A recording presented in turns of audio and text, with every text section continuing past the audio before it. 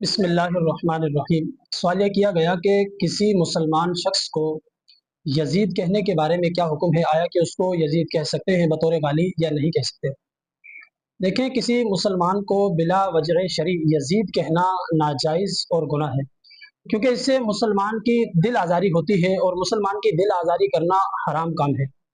اسی طرح امام محمد رضا خان بریلوی رحمۃ اللہ تعالیٰ علیہ سے کسی نے سوال کیا کہ حضور، ایک جماعت ہے، ایک گروہ ہے مسلمانوں کا، اور اس کو کوئی یزید کہتا ہے تو اس کے بارے میں آپ کیا فرماتے ہیں؟ آپ فرماتے ہیں کہ بھائی، جو شخص کسی ایسے گروہ کو جو مسلمان ہو اور اس کو یزید کہتا ہے تو یہ گناہ ہے، کیونکہ اس سے مسلمان کی دل آزاری ہوتی ہے۔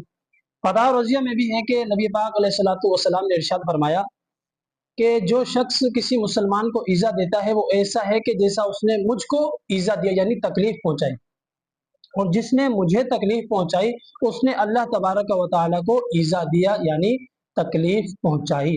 تو کسی مسلمان کی دل آزاری کرنے سے بھی بچنا ہے، اور کسی کو یزید کہنا یہ مناسب بات بھی نہیں ہے۔ صلو علی الحبیب صلی اللہ تعالی علی محمد صلی اللہ